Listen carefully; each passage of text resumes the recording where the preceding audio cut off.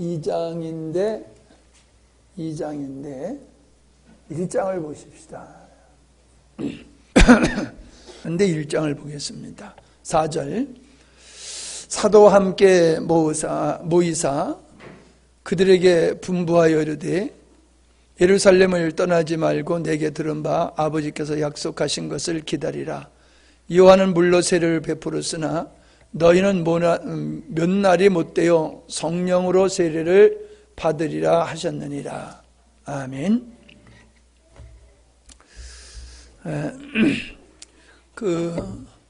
먼저 광고를 드리면은 어제 여러분들 성령의 오순절의 성령의 임하심은 이거는 창조의 역사와 창조의 역사보다도 더한 역사라고 저는 그렇게 생각을 합니다.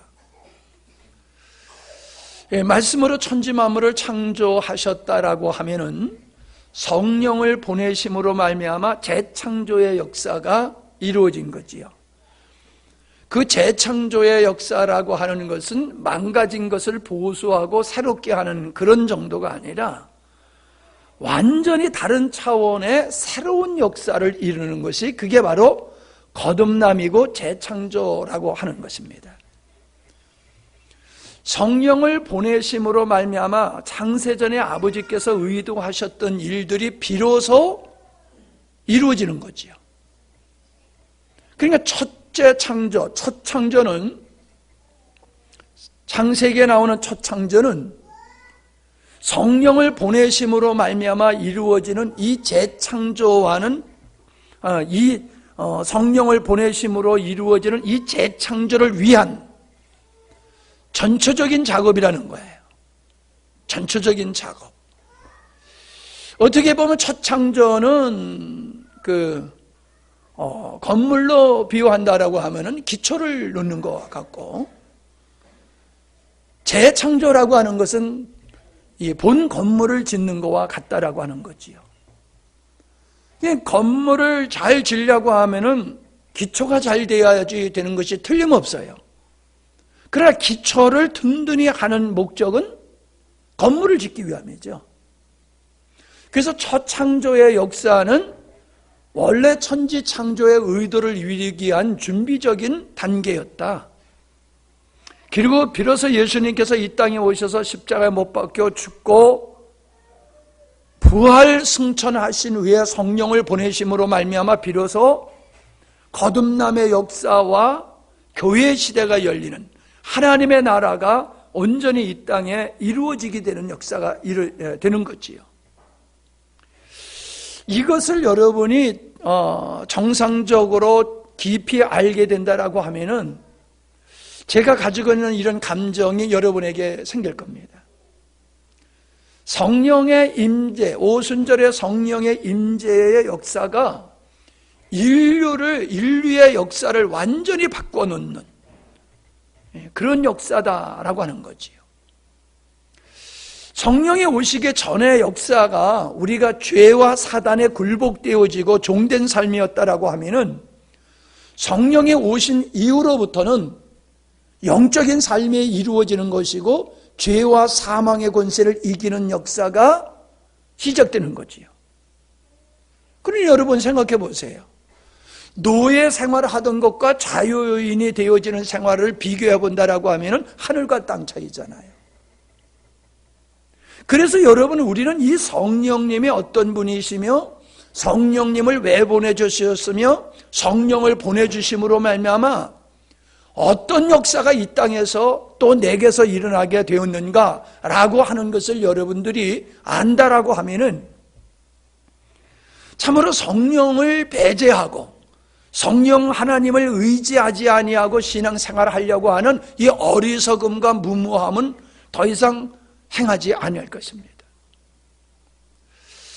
참 우리 교회에서 이 찬양할 때는 살아있어요. 살아있다는 느낌이 들어요. 생명력이 있는 찬양을 느끼게 되고 정말로 생명으로 하나님을 찬양하는 그런 저는 느낌을 받거든요. 근데 어떤 교회에서나 어떤 모임에 가서 찬송을 하는 걸 보면 예배의 한 순서로서 하는 거지 생명 있는 찬양이 아니에요.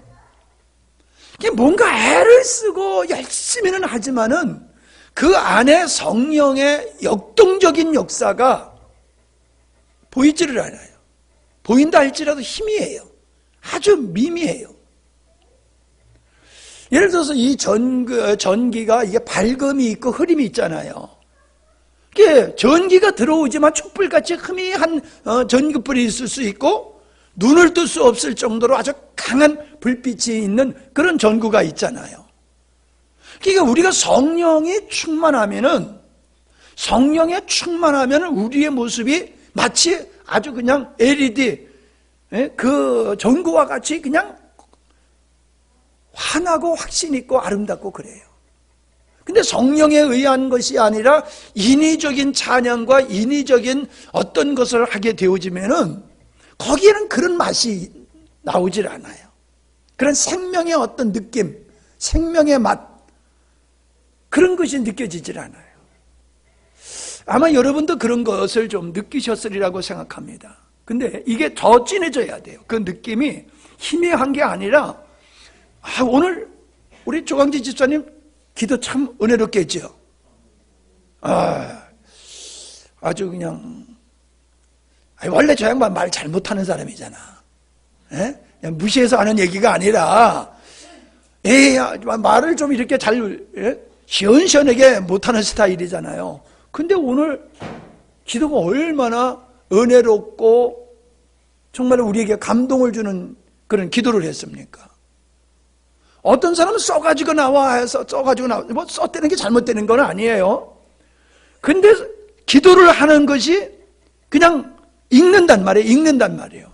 읽는 게 멋쩍으니까 거기다 조금 이제 감정을 넣어가지고 좀 생기 있게 읽으면서 기도를 하거든요. 그걸 느껴요.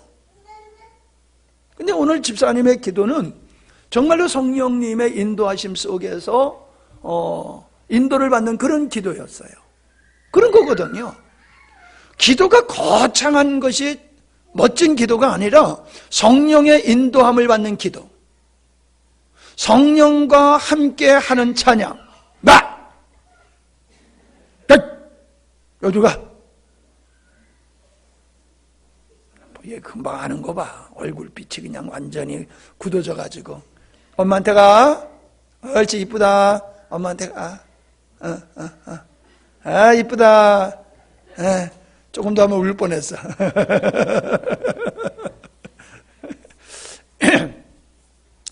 그러니까 이게 인간적인 열정으로 하는 거하고 성령에 취해서 하는 거하고 달라요. 우리 그리스도인의 삶은 성령에 취해서 해야 되는 거예요. 예배가 성령에 취해서 하는 예배가 돼야 돼요. 우리의 삶에 성령에 취해서 하는 삶이 되어야 되는 거예요. 술 취하지 말라. 이건 방탕이다. 너희는 성령 충만을 받으라. 성령 충만에 대해서 다음 시간에 할 거지만은 그리스도인은 인간적인 열정으로 하는 게 아니라 성령에 취해서 성령에 듬뿍 담겨진 상태에서 그분으로 말미암아 행하게 되어지는 모든 삶이 되어야 된다는 거예요. 예배와 기도와 헌신, 삶, 이게 다. 그러니까 그리스도인의 삶에서 성령을 배제한 삶은 하나님께서 인정하지 않는 거예요. 다 사망으로 여기는 거예요. 아무리 그것이 인간들이 볼 때에 아주 대단한 일로 보일지 모르지만은 인간적인 열정으로 하는 것은 하나님이 인정하시지 않는다. 예. 왜 인정하시지 않느냐는 여러분들이 이해하리라고 생각을 합니다. 자, 그래서 우리가 성경을 보면요, 로마서 8장 9절을 보면 만일 너희 속에 하나님의 영이 거하시면 너희가 육신에 있지 아니하고 영에 있나니, 영에 있다는 게 뭐예요? 누구든지 그리스도의 영이 없으면 그리스도의 사람이 아니니라. 자, 하나님의 영이 너희 안에 거하시면 육신에 있지 않다는 거예요. 아니, 성령이 우리 안에 계셔도 우리 육은 육이잖아요. 근데 육신에 있지 아니하고 영에 있다라고 하는 말은 그 말이 무슨 말이냐면은 너는 육에 성령의 내게 임하시기 전에는 인간적인 노력과 열정으로 살았지만은 성령의 너 안에 계시면은 이제부터 너희는 성령에 의해서 사는 삶이 될 것이다. 그 성령에 의해서 사는 삶이 영적인 존재다라고 얘기하는 거예요. 영이 있어서만이 영적인 존재가 아니에요. 영이 있지만은 그 영 속에, 사람의 영 가운데 하나님의 영이 계시고 그 영으로 살게 될 때 비로소 그 사람을 영적인 존재라고 여기는 거예요. 영적인 존재지만 하나님이 없는 영은 죽은 영이라는 거예요. 죽은 영. 그것을 육적이다라고 표현하는 거예요. 그걸 육적이다고. 이게 교회를 다닌다라고 해서 영적인 존재가 아니라는 거예요. 내 안에 성령이 있느냐라고 하는 거예요. 내 안에 성령이 있느냐? 성령이 없으면 영적인 존재가 아니에요. 그리스도인이 아니라고 그랬어요. 그리스도의 사람이 아니리라. 구원받은 사람이 아니라는 거예요. 여전히 육적인 사람이라는 거예요. 교회를 다녀도. 직분이 무엇이든지. 아멘? 굉장히 중요한 얘기를 제가 여러분에게 힘주어서 강조하고 있습니다.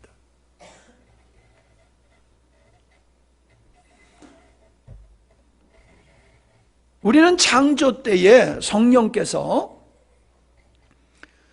사람에게 흙으로 사람 아담을 지으시고 그 코에 생기를 불어넣으시니 생명이 되었다라고 말씀하고 있잖아요. 그 생기를 불어넣는다라고 하는 게 그게 어떤 역사예요? 성령의 역사예요. 성령의 역사.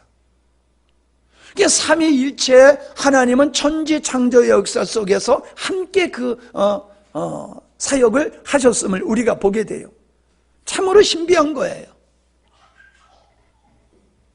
이러한 성령께서 천지 만물을 창조하시고 인간을 만드신 후에 그에게 생명을 불어넣으심으로 영적인 생명 있는 존재가 되게 하나님의 형상대로 영적인 존재로 아담이 지어지게 되어진 것은 성령의 역사다.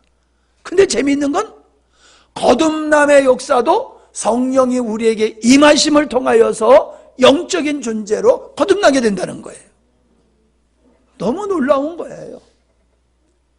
첫 창조에 아담의 영을 불어넣으셨던 그 성령님이 재창조 속에 그 역사를 이루시는데 어떻게 역사하시느냐? 당신 자신이 인간 영 안에 거하심으로 말미암아 인간을 거듭나는 영적인 존재로 만들었다.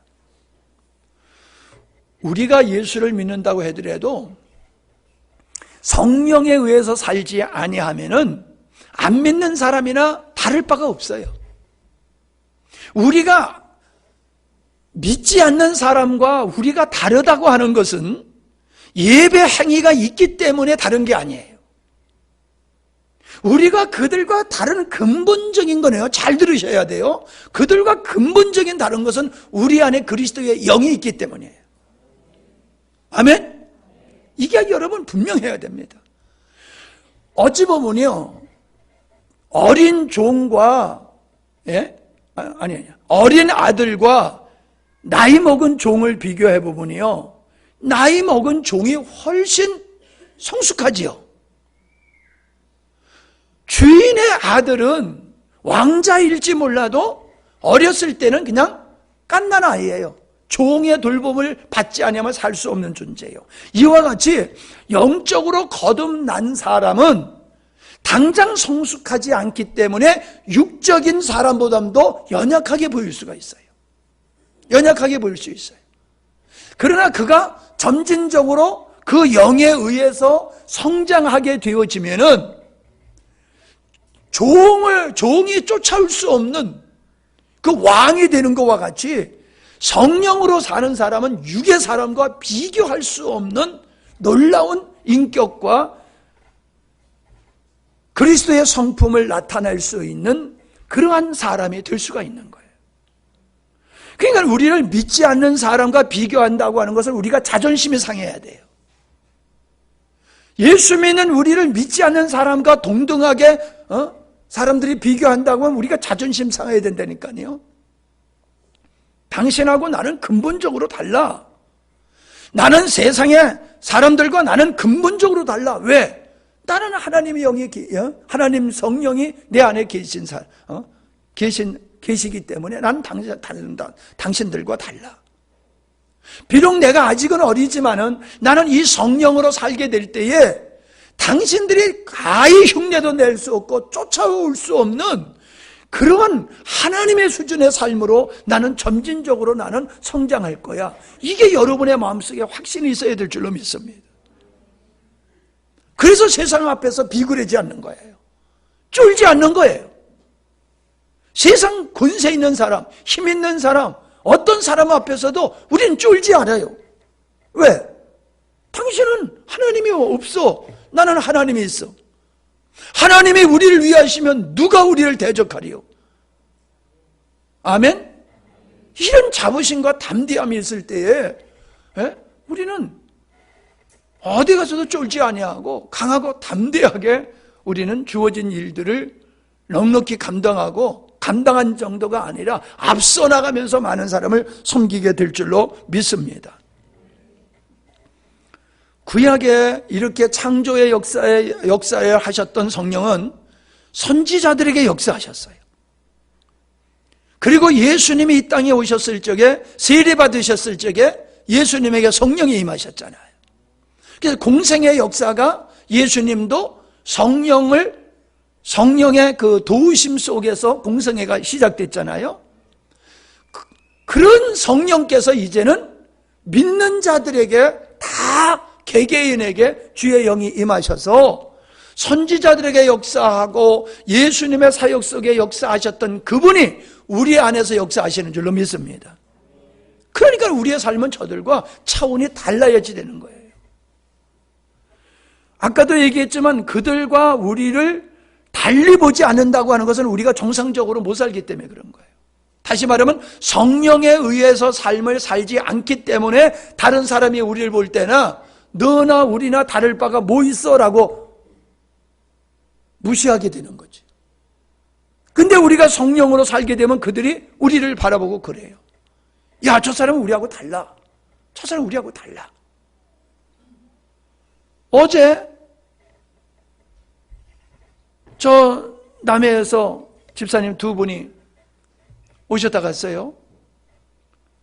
근데 참 우리가 상담을 하면요, 아내 때문에 고민하면서 오는 사람은 간혹가다 있어요.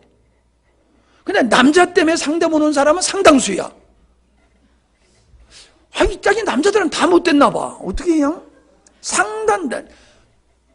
남편 때문에 오는 상담자가 대다수예요. 아내 때문에 고민하는 사람은 그냥 손에 꼽을 정도밖에 안 돼. 내가 그 얘기를 듣는 순간 참 힘들겠다. 어떻게 살지? 저런 상태에서 어떻게 살지? 그냥 내가 그냥 가슴에 콱 메워지더라고요. 어떻게 저런 상태에서 살지? 솔직히 이혼했으면 딱 맞겠더라고요. 아유, 그러면 이혼해버려. 그랬으면 딱 좋겠더라고요.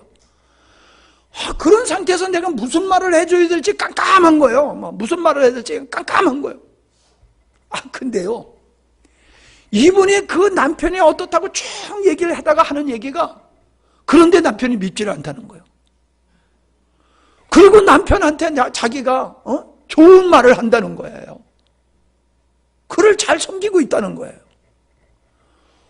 그러면 왜 와? 그럼 왜 오냐고? 그거예요. 내가 잘하고 있는지 확인하고 싶어서 온 거예요. 내가 잘하고 있는지 확인하고 싶어서. 집사님 잘하고 있는 겁니다. 그게 바로 성령으로 사는 사람입니다. 인간적으로 그냥 때려치는 게 맞지만은 그런 가운데서도 그런 남편을 그렇게 잘 섬기는 거, 그게 성령에 의한 삶이고 그게 영적인 삶입니다. 집사님 잘 알고 계신 분입니다. 내가 속이 탁 트여 앉아있냐요. 그 얘기를 듣고는. 왜? 뭔가 말을 해줘, 위로를 해주고 인도를 해야 되는데 할 말이 없었는데 승리하고 있으니 얼마나 다행이요. 얼마나 내가 감사한지 몰라요. 얼마나 감사했는지 몰라요. 이제는 남편에게 신경 안 쓰고 사람에게 신경 안 쓰고 그러더라고요.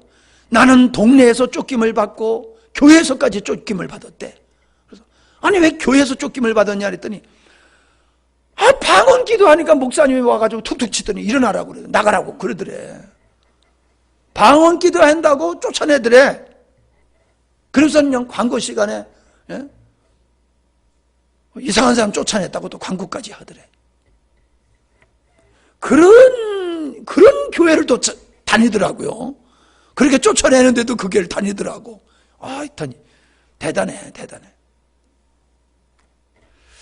여러분, 구약의 성령님은 임하셔서 역사하시고 떠나시고, 임하셔서 역사하시고 떠나셨어요. 그래서 임하셨을 때는 삼손이 사자도 맨손으로 찢어 죽일 정도로 강력한 능력을 행했어요.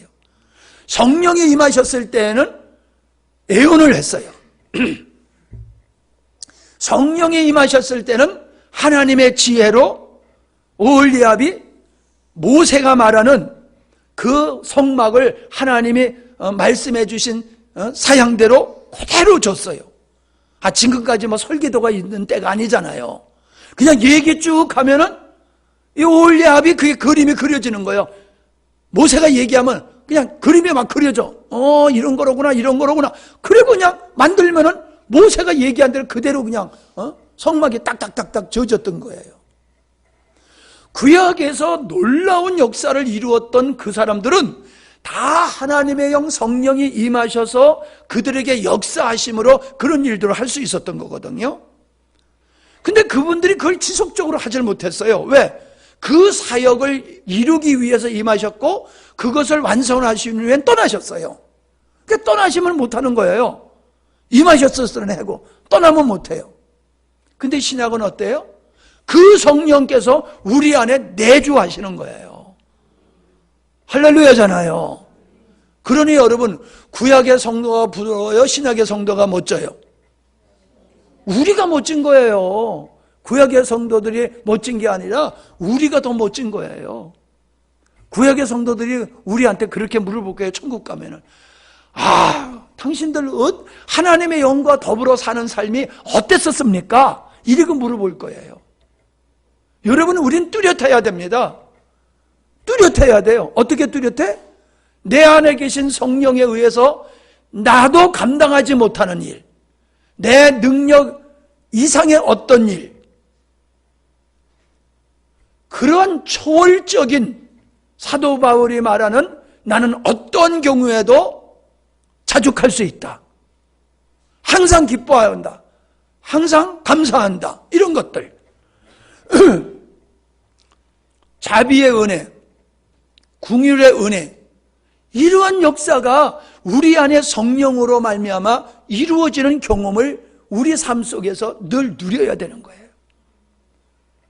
구약의 성들은 그게 안 됐어요. 근데 우리는 가능하게 됐어요. 왜? 새로운 피조물이기 때문에. 하나님의 영이 우리 안에 있기 때문에. 아멘? 여러분은 여러분의 모든 분야에서 최고가 될 수 있어야 돼요. 왜? 하나님의 영이 여러분에게 지혜가 되면요, 우리 민집사님 최고의 농사꾼이 될 수 있는 거야. 하던 거 작년에 하던 방법 그대로 하면 안 돼. 겨우내 기도해가지고 새로운 하나님 농사법을 하나님께서 주신 걸 딱 받아가지고 그 다음에 했더니 작년보다 10%가 더 나왔다. 20%가 더 소출이 나왔다. 그런 역사가 일어나야 되는 거예요. 아멘? 예. 내가 다 지적은 안 할게요. 하여튼 여러분은 여러분의 분야에서 또 교회에서 섬기는 그 분야에서 여러분은 놀래야 돼요. 어떻게 놀래?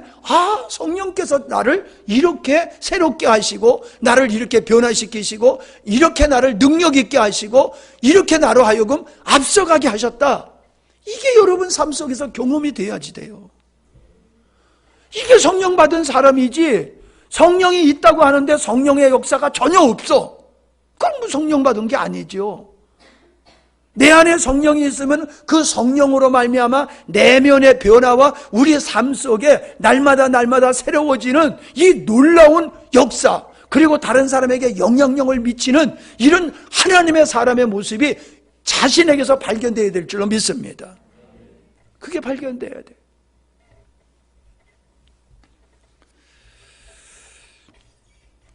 나는 이번에 어떤 이제 말씀을 묵상하다가 제가 강조했던 게, 이번에 집회 가서 강조했던 게 뭐냐면 하나님을 향하여 회개하고 예수 그리스도에 대한 믿음을 가져라, 이거를 했는데 참 은혜로웠어요.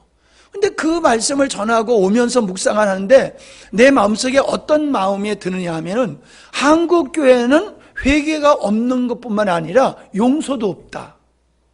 뭐가 없다? 용서도 없는 게 한국 교회예요. 하나님과 사람 앞에 회개도 안 하지만은 우리 중에 누가 잘못을 하면은 절대로 용서를 안 해요. 한 번 잘못하면 영원한 죄인이야. 한 번 잘못하면 완전히 우리 모임 속에서 아웃이야. 하나님 나라에서 아웃이야. 아니, 성경에 그런 게 어디 있어요?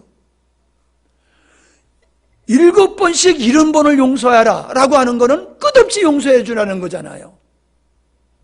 주님이 우리에게 하시는 말씀은 주님이 우리를 용서한 것 같이 너희들도 용서하라고 그렇게 말씀하고 있잖아요. 근데 우리가 그렇게 용서합니까? 용서 못해요. 누가 한 번 잘못했다고 하면 그냥 도장을, 낙인을 하나 딱 찍어놓고 저 못된 놈 하라고 더 이상 그가 교회 생활을 할 수가 없어요. 교회를 나올 수가 없어요. 왜? 모두가 다 손가락질을 하고요. 있기 때문에 교회를 못 나와요. 다른 교회 가지요? 소문이 그쪽으로 퍼져. 누가 그 교회 나가면 그 교회 다리는 누구 보고, 그 아무개 있지? 그 사람 그 우리 교회에 있던 사람이요. 근데 그 사람이 이런 짓을 했어. 그래가지고 거기서도 믿음의 생활을 못하게 만들어버린다고요. 이게 우리들의 모습이에요.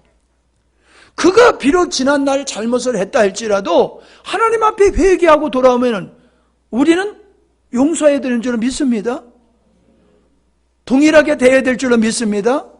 더욱 그가 새 힘을 얻고 잘 적응하면서 믿음의 생활을 잘할 수 있도록 우리는 더 갑절의 사랑으로 그를 친절하게 대하고 돌봐야 될 줄로 믿습니다. 한국교회는 용서가 없어요. 용서가 없어요. 그러니 여러분, 용서가 없는 게 그게 어떻게 교회입니까? 용서가 없는, 사랑은 얘기하면서 용서가 없는 교회가 하나님이 원하는 교회가 되겠어요? 될 수가 없어요. 왜 오늘날 교회들이 이렇게 삭막하게 되느냐? 용서가 없는 교회이기 때문에 그래요. 내게 잘못한 것도 아니요. 그런데 지도 수없이 넘어지면서 다른 사람 넘어진 거 그거 하나 가지고 평생 그 사람을 낙인을 찍고 그렇게 정죄해버린단 말이에요. 이건요, 성령 받은 사람의 모습이 절대로 아니다 라고 하는 겁니다. 그분이 우리 안에서 영원히 내재하세요. 영원히 내재하셔서 우리의 인도자가 되고 우리를 가르치는 스승이 되고 우리를 돕는 목자가 되시는 분입니다. 우리가 그분으로 사는 게 믿음의 생활이 가능하지, 우리가 성령으로 살지 아니하고는 믿음의 생활이 불가능해요. 성경 말씀 지킬 것 같죠? 못 지켜요. 왜요? 성경 말씀과 우리 천연적인 사람의 성향은 정반대거든요. 그러니까 하나님의 말씀이 맞지만은 싫어. 죄인인 내, 죄의 성향에 사로잡힌 나는 하나님의 말씀대로 하기가 싫어. 할 수 없어서가 아니라 하기가 싫어서 못하는 거예요. 그런데 성령으로 사는 사람은 성령께서 우리에게 주님의 마음을 주셔요. 긍휼의 마음, 용서의 마음을 주세요. 불쌍히 여기는 마음을 주세요. 그러니까 행할 수가 있는 거예요. 기쁘고 즐거운 마음을 주신단 말이에요. 기쁘고 즐거운 마음을. 고난을 당하고 희생하고 억울한 일을 당하는 것을 기쁨으로 감당할 수 있는 마음을 주신단 말이에요. 성령께서. 그러니까 우리가 주님이 걸어가신 길을 걸어가지 우리의 힘으로는 절대로 하나님의 말씀을 한 발자국도 우리가 따라갈 수가 없어요. 그러니까 예수 믿는 사람이 성령님을 모르고 성령님을 의지하지 않고 믿음의 생활을 한다는 건 가짜입니다. 그건 가짜예요. 그냥 종교적인 삶을 사는 거지 성령에 의해서 살아가는 생명이신 그리스도로 말미암아 살아가는 사람이 아니다. 이걸 여러분이 깊이 인식하실 수 있기를 바랍니다. 그러니 여러분, 얼마나 이 성령 받은 사람이 성령으로 살아가는 것이 얼마나 위대합니까? 영광스러운 거지요.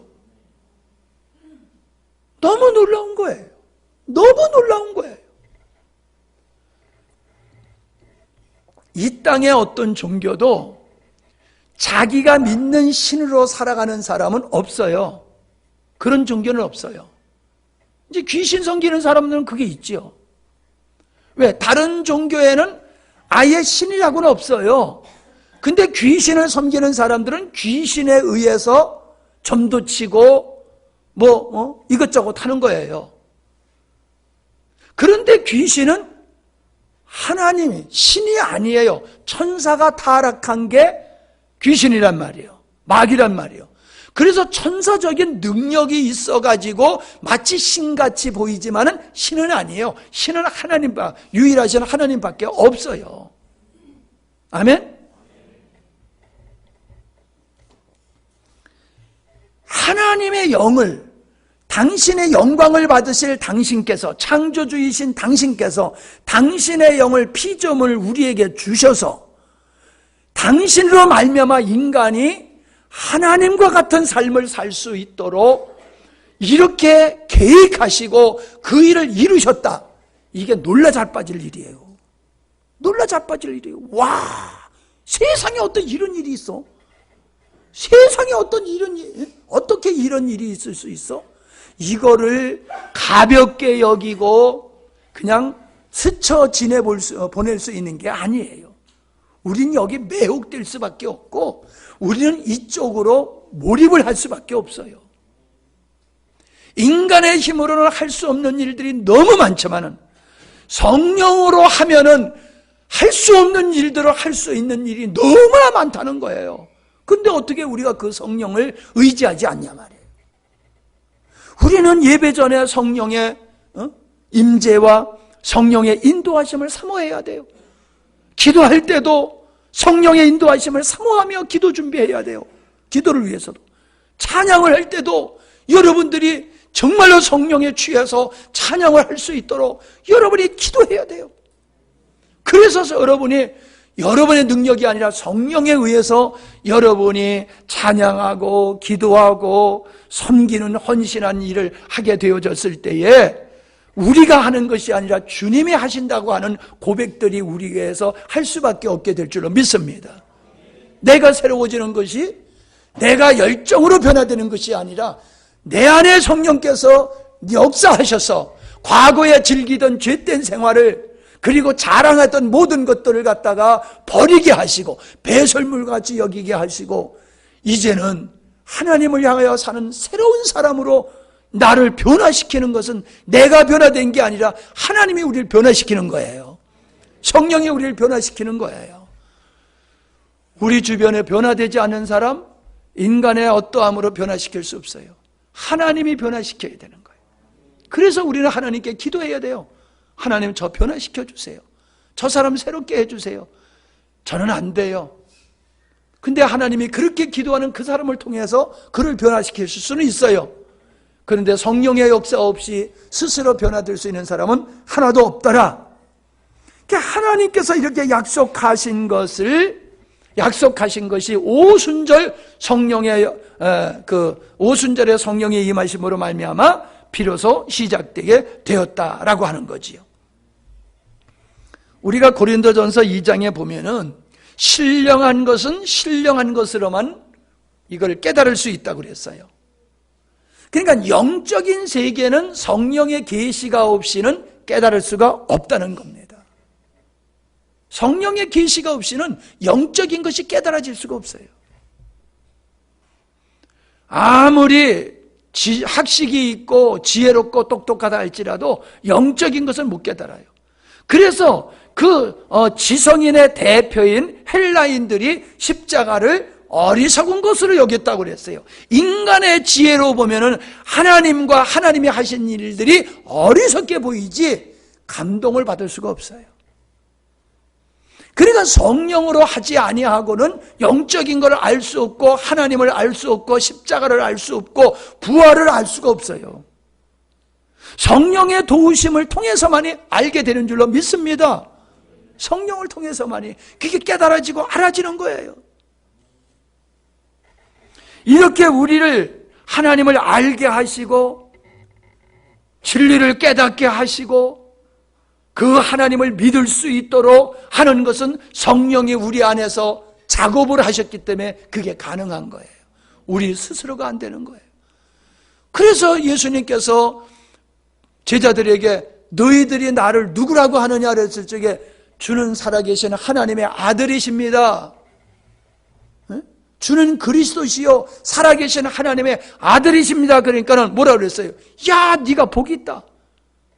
왜 복이 있어? 하나님께서 너를 이걸 알게 하신 거야. 하나님이 이거 너를 이게 알게 하신 거야. 그냥 성령으로만이 그게 알아지는 거지 성령의 계시가 없으면 절대로 알 수 없다라고 하는 걸 우리가 알게 되는 거지요. 그래서요 요한복음 17장 3절에 영생이라고 하는 것은 하나님과 예수를 아는 것이 영생이라고 그랬어요. 하나님을 아는 게 영생이라는 거예요. 그게 뭐예요? 내가 여러분의 얼굴을 보고 있어요 지금. 그럼 내가 여러분 누가 나왔는지를 내가 안단 말이에요. 봤으니까 아는 거지요. 내가 볼 수가 없어. 그러면 누가 나왔는지 모르지요. 하나님을 안다라고 하는 것은 성령께서 이미 우리에게 계시로 영적인 눈을 열어주셔서 우리로 하여금 하나님의 생명을 우리에게 주심으로 말미암아 비로소 하나님이 보이는 거예요. 알게 되는 거예요. 하나님을 알고 있다. 예수님을 안다. 이것은 벌써 이미 내가 구원받았다. 성령이 내 안에서 역사하고 계시다. 성령이 우리 안에서 우리 가르치고 계시다. 그 증거물이에요. 내가 하나님을 안다는 건, 진리를 안다라고 하는 거, 하나님을 향하여 믿음을 가졌다고 하는 것은 이미 하나님이 내 안에서 역사하시기 때문에 내가 아는 거예요. 하나님을 믿는 건 우리가 의지적으로 하는 게 아니에요. 알기 때문에 믿음이 생기는 거예요. 영적으로 알기 때문에 믿음이 생기는 거예요.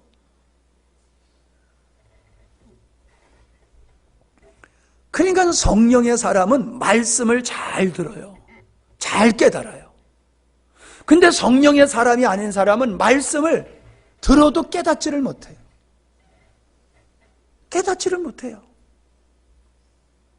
아무리 신앙생활 오래 했어도 깨닫지를 못해요. 은혜 많이 받았습니다.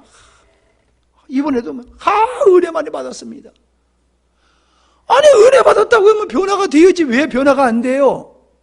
그건 뭐예요? 깨닫지 않았기 때문에 변화가 역사가 안 일어나는 거예요. 말씀을 깨닫게 되어지면 내 안에 변화의 역사가 일어난단 말이에요. 그 말씀이 옳습니다. 할렐루야. 근데 그 말씀이 나를 변화시키지 않아. 여전히 과거와 똑같은 삶을 살아가. 그러면서 말씀에 아멘하는 건 그건 가짜예요. 말씀을 보고 아멘하면 그 말씀으로 내가 변화되고 새로워질 역사가 보여야 되고 나타나야 되는 거예요. 그게 없다는 건 가짜예요. 거짓말이에요. 예. 그래서 영생이라고 하는 것은 영원히 사는 영생이 아니라 그것도 영생이지만은 성경에서 말하는 영생은 내가 그분을 안다. 하나님을 안다. 예수님을 안다. 그 아는 자체가 이미 너는 구원받았다. 그래서 영생은 하나님을 아는 것이다. 그렇게 설명을 하고 있다는 것입니다. 예.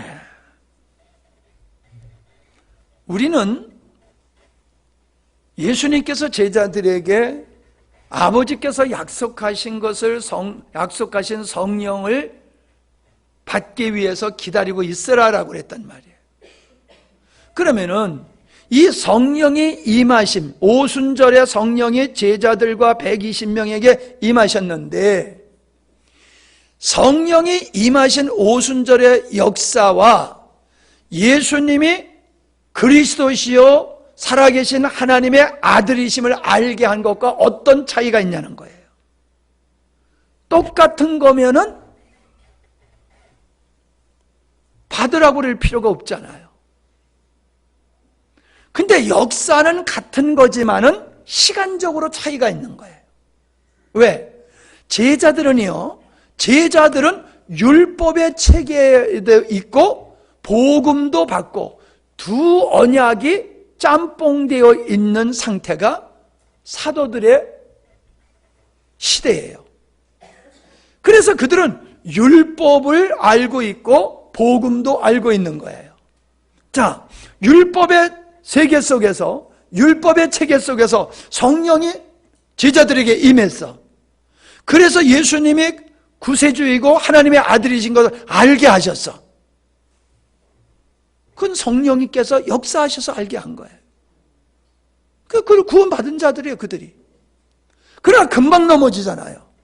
베드로가 금방 넘어지잖아요. 왜? 성령이 내주한 상태가 아니었단 말이에요. 성령이 내주한 상태가 아니에요.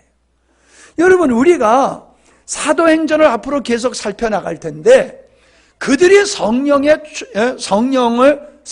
세례를 받은 후로부터는 이렇게 자주 넘어지는 역사가 별로 없어요. 별로 없어요. 왜? 성령이 내주하셔서 역사하시기 때문에 그런 거예요. 그러나 성령이 임하셔서 역사하시고 떠나시고 했던 그 율법의 체계 속에 있을 때는 그들이 자주 넘어졌어요.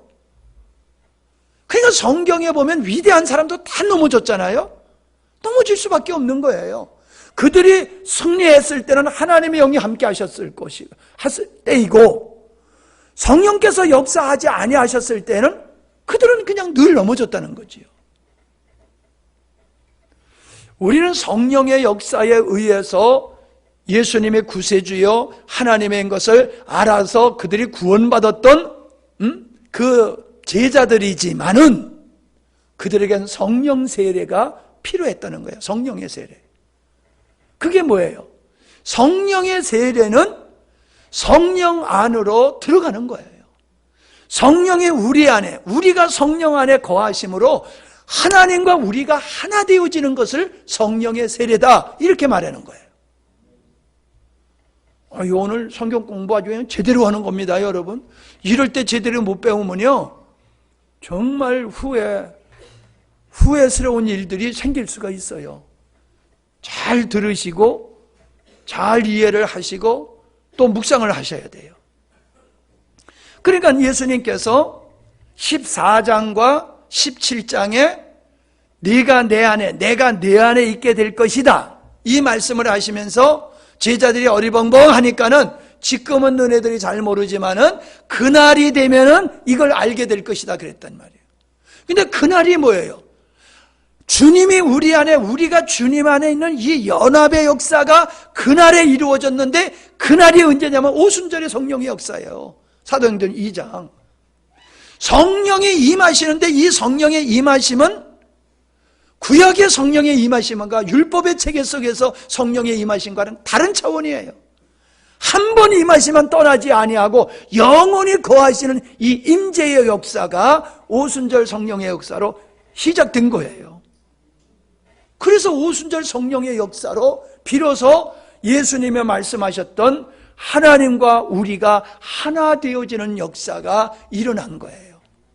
그래서 너희가 성령으로 세례를 받아라 라고 하는 게 뭐예요? 세례 요한이 예수님을 가리켜서 물과 성령으로 우리에게 불과 성령으로 세례를 줄 뿐이다 라고 예수님을 가리켜서 그렇게 말했잖아요. 그러니까 예수님이 부활 승천하셔서 성령을 우리에게 보내주심으로 말미암아 하시는 일이 뭐냐 말이에요. 그게 바로 하나님의 영을 우리에게 불어 넣어주시는 역사가, 그게 거듭남의 역사고 성령이 하신 역사고 예수님의 승천하신 후에 성령을 보내주신 역사라는 거예요. 우리는 이 성령 세례, 이것이 주님과 우리와의 연합이 이루어지는 이 놀라운 하나님의 재창조의 역사다라고 하는 것을 우리가 명확하게 알아야 될 줄로 믿습니다. 아주 중요한 거야, 이게. 굉장히 중요한 거지. 그래서 주님과의 연합을 통해서 우리 옛사람이 죽게 되고, 주님과의 연합을 통해 가지고 새 생명에 참여한 자가 되어서 이제는 거듭난 자로서 자기 힘과 능력으로 사는 게 아니라 하나님의 새 생명, 하나님의 영을 가진 새 생명으로 살게 하셔서 세상을 이기게 하고 죄를 이기게 하신 것이 바로 성령 세례, 오순절에 성령에 임하였던 역사다라고 하는 겁니다. 할렐루야죠. 자, 더 놀라운 거는요, 에베소서 2장 6절에 보면 또 함께 일으키사 그리스도 예수 안에서 함께 하늘에 앉히셨느니라. 골로새서 3장 3절에 보면은 이는 너희가 죽었고 너희 생명이 그리스도와 함께 하나님 안에 감추어졌느니라. 이게 뭐예요? 우리를 가리켜서 하는 얘기가 예수 안에서 이미 하나님의 보좌에 앉아있는 게 우리 현주소래요. 아니, 지금 우리가 여기 있잖아요. 우리가 여기 있는데 어떻게 하나님 보좌 우편에 있습니까? 우리가 어떻게? 우리를 그리스도 안에 있는 존재로 보시는 거예요. 우리가 그리스도 안에 있기 때문에 우리는 여기 있어도 우리는 영적으로 그리스도 안에 있는 존재이기 때문에 예수님이 부활 승천하셔서 하나님의 우편에 앉아 계신 것 같이 우리가 처한 위치가, 우리가 영적으로 누리는 위치가 하나님의 보좌 우편과 같은 영적인 위치에서 우리가 하나님의 영광을 누리는 존재라는 거예요. 얼마나 놀랍습니까, 여러분? 그러니까 우리에게는 하늘의 권세가 함께하는 거예요. 예수 그리스도의 이름으로 기도할 때 귀신이 쫓겨나가고 치유의 역사와 표적이 나타나는 이유가 어디 있습니까? 우리가 그리스도 안에 있기 때문에 그런 거예요.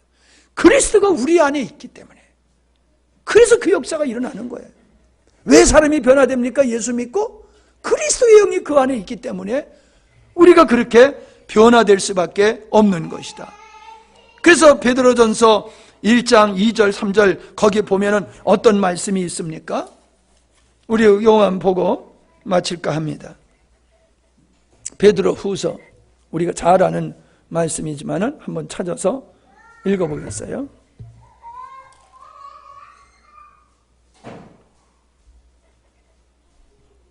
(1장)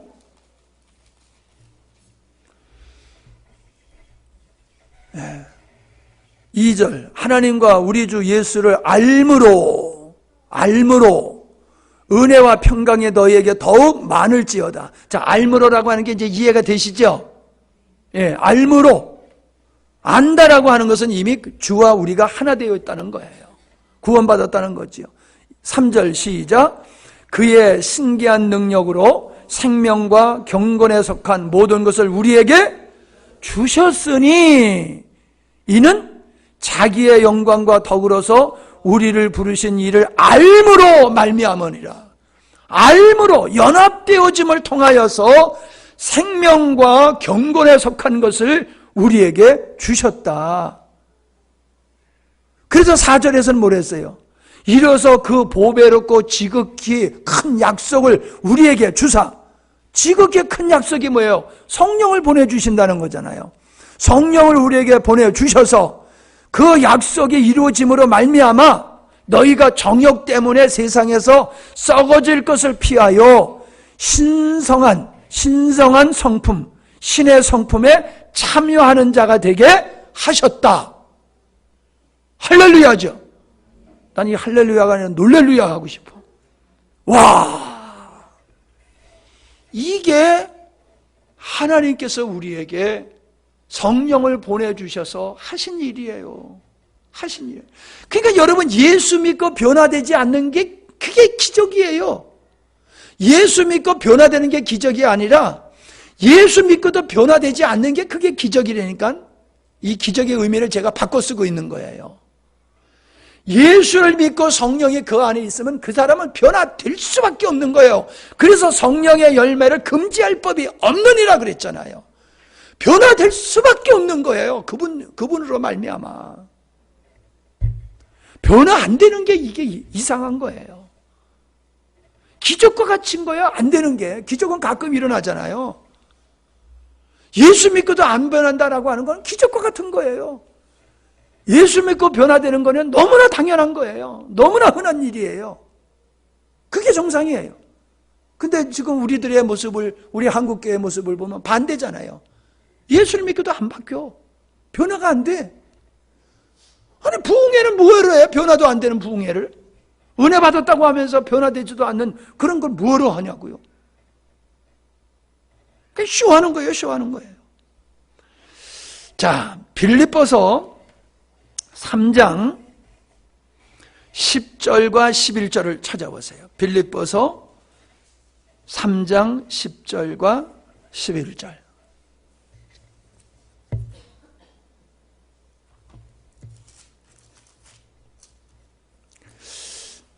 여러분이 이해하기 쉽게 제가 현대 성경으로 읽을게요. 현대 성경으로 잘 보세요. 나는 지금 모든 것을 다 내던졌습니다. 내가 바라는 것은 다만 참으로 그리스도를 알고 그리스도를 다시 살리신 전능한 능력을 체험하고 그리스도와 함께 고난을 당하고 그리스도와 함께 죽는다는 것이 무엇을 의미하는 것을 아는 것입니다. 내가 바라는 게 뭐냐? 내가 바라는 것 첫째, 그리스도를 알고 다시 살리신 하나님의 능력을 체험하고 그리스도와 함께 고난을 당하고 그리스도와 함께 죽고 그리스도와 함께 산다. 이거를 아는 거라는 거야. 이걸 알기를 내가 원한다는 거예요. 이걸 알기 위해서 모든 걸 다 버렸다는 거예요. 11절. 죽은 자 가운데서 다시 살아난 분이 가지는 신선하고 새로운 생명 가운데 새로운 생명 가운데서 사는 자가 되기 위해서라면 신선하고 새로운 생명 가운데서 사는 자가 되기 위해서라면 나는 어떤 일이라도 감수할 수 있습니다. 어떤 일이라도 감수할 수 있습니다. 이게 여러분 바울의 갈망이었어요. 내가 예수 그리스도의 생명으로 성령으로 사는 것 이것을 위해서라고 하면 나는 어떤 대가라도 지불하겠습니다. 이게 바울의 고백이에요. 이런 갈망이 오늘 우리 한국교회에 있습니까? 한국교회 성도들이 이런 갈망을 가지고 예수 믿고 있습니까? 없어요.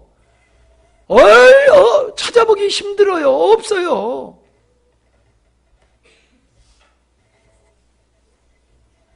이제 말씀을 마치겠습니다. 호세아 선지자가 그랬습니까? 그랬지 않습니까? 왜 백성이 망하느냐? 하나님을 아는 지식이 없으므로 망한다고 그랬어요. 그러므로 하나님을 알자. 힘써 하나님을 알자라고 말씀하고 있어요. 왜? 하나님을 아는 이 역사가 구원받은 상태요. 성령 안에 살고 주님 안에 거하는 삶이에요. 이렇게 주로 말미암아 사는 이 삶을 통해서 비로소 승리하는 믿음의 삶, 그리스도의 새 생명으로 사는 삶이 비로소 이루어지는 거예요. 그리스도의 새 생명으로 살게 될 때에 우리는 세상을 이기는 자가 될 줄로 믿습니다. 성령의 열매가 맺어지는 줄로 믿습니다. 제가 오늘 이 말씀을 준비하면서 저도 하나님 앞에서 새로운 마음을 좀 가졌어요. 내가 성도들에게 좀 이 부분을 더 강조를 잘 못했구나. 더 강조해야 되겠다.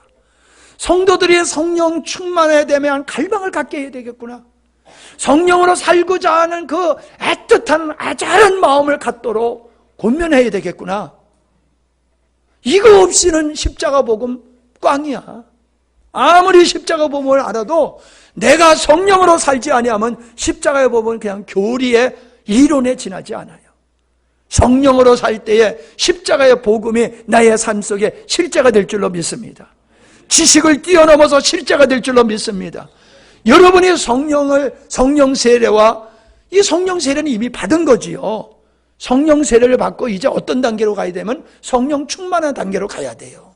성령 세례를 우리는 받은 사람이에요. 안 받은 사람도 있을지 모르지만은 보편적으로 내가 구원을 받았다고 그러면 성령 세례를 받은 사람이거든요. 그런데 성령 세례만 받은 것으로서는 안 돼요. 충만함을 받아야 돼요. 충만함으로 나가야 될 줄로 믿습니다. 자, 배가 물이 얕은 곳에서는요, 배가 땅에 닿으면은 배가 뜨지를 않잖아요. 물이 충만해야지 배가 뜨잖아요. 맞죠? 충만해야지 배가 뜨는 거예요. 물이 얕은 곳에서는요, 뻘 위에 이 배가 올라 앉아가지고 뜰 수가 없어요. 물이 많아야 돼요. 그러니까 우리는 어떤 상태가 되느냐? 따라합시다. 성령 충만해야 된다. 성령 충만하면은 술 취해가지고 사는 사람과 같이 성령 충만한 사람은 성령에 의해서 살게 되어 있어요. 그러면 복음이 실제가 되는 거예요. 아멘? 자기 부인이 쉽게 이루어지고 주님을 쫓아서 십자가의 길을 가는 게 너무나 쉽게 이루어질 수 있는 거예요. 여러분, 성령의 세례를 받지 못한 분은 성령 세례를 받으셔야 되고요. 성령 세례를 받은 사람은, 여러분 안에 그리스도의 영이 계심이 확실한 사람은 이제 성령 충만으로 들어가시기를 바랍니다. 아멘. 하나님, 참으로 이 한밤에 성령님이 어떠한 분이시며 우리에게 어떤 존재인가를 살펴보게 하시니 감사합니다. 우리 모두가 성령 세례 받게 하시고 성령 충만함을 사모게 하여 주시옵소서. 그래서 성령으로 승리하는 우리 모두가 되게 하여 주시옵소서. 예수님의 이름으로 기도하옵나이다. 아멘.